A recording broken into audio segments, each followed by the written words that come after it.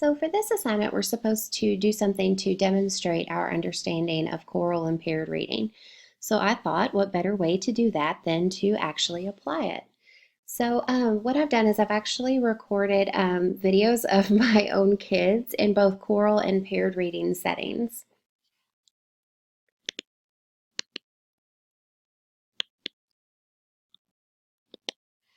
So for choral reading, disregard Natalie's face right there. It paused on a really weird place. Choral reading is used during reading instruction, and it can actually be used individually or with pairs, small groups, or in a whole class setting. And this is really good for readers who aren't as fluent, and they're surrounded by others who maybe are a little more fluent.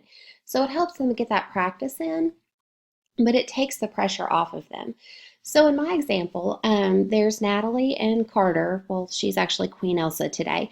So we have Queen Elsa and Carter, and Natalie's in kindergarten and Carter is in second grade.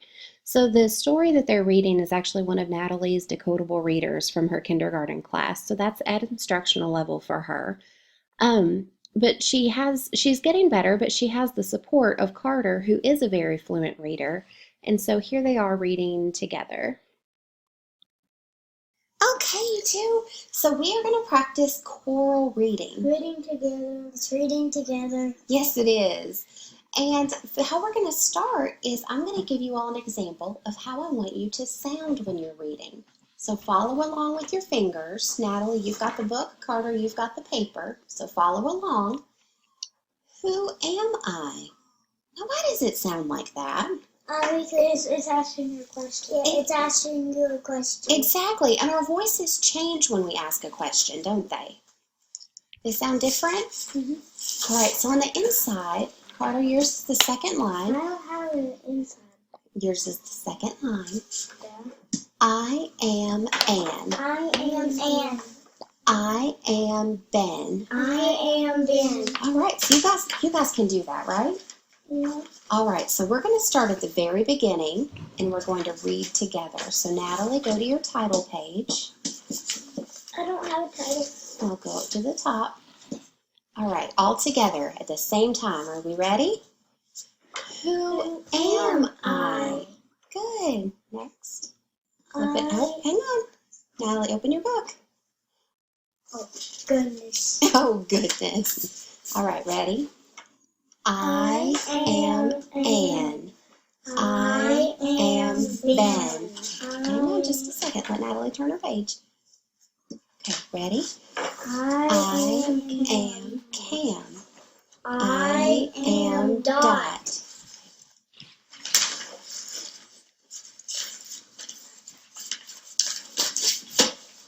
I am Ed. I am Emma. I gotta turn my page. I am Dad. Good job, guys. Thank you so much. Okay, so that was an example of choral reading. Next up, we have paired reading. And paired reading is also done during reading instruction, but this is something that is done in small groups or obviously a paired setting. So what that consists of is they'll have one person or the stronger reader start reading, and then they'll stop, and before they switch, they check for understanding. So in this example, I have Jake, who's my oldest. He's in fourth grade, and Carter again, since he is just such a trooper today. And they are reading a book from the Hey Jack series, which is actually on Carter's level. But Jake is going to start off reading, and then we're going to stop and check for understanding with Carter, and then they'll switch roles. And so this is really good for maybe a reader who's not as strong. In this case, Carter's actually really fluent, but where he struggles is with comprehension questions. So this would be a good setup for someone like him, where he can stop and check for understanding and make sure he's on the right track with his reading. So here they are. Okay, so Carter and Jacob are going to demonstrate paired reading. You guys ready? Mm-hmm. All right, Jake, I want you to start. And Jacob, you're going to read page 1 and 2. And then Carter, we're going to do a check for understanding. So remember, you're going to be telling Jake who he read about and what he read about. And then you'll switch, okay? You guys ready? This is really All right, Jake. This is Jack. Today, Jack is in an exploring mood. He and his best friend Billy are playing explorers. They have made a hideout in Billy's backyard. It is made from scraps of wood and tin cans. From here, they can spy on the feather monsters. Billy finds a big plank of wood at the bottom of the woodpile.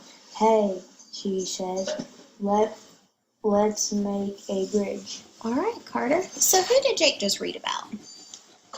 Billy and Jack. That's right. And what's going on? They're building a bridge. They sure are. And a treehouse.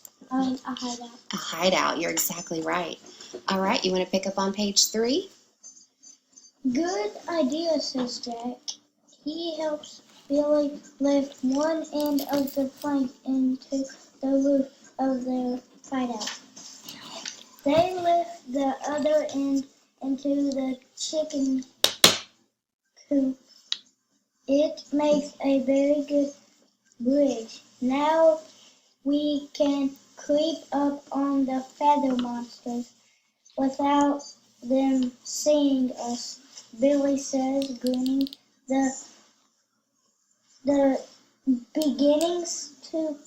She begins to climb up into the planks of wood.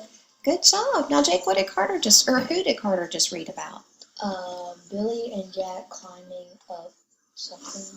Okay. What are they doing? They're climbing up they climbed up into the plank. Good. What are they trying to do? Climb up to the plank. I know, but why? So they can invade the rest of the hideout and sneak up on the feather monsters. Good job. Thank you so much, guys. Okay, so that was their example of paired reading. And granted, Jake was not really thrilled about being a part of this little project, but I figured that's one of the perks of having kids when you're in college. I can use them to do my homework. Anyway, so that is my demonstration of understanding.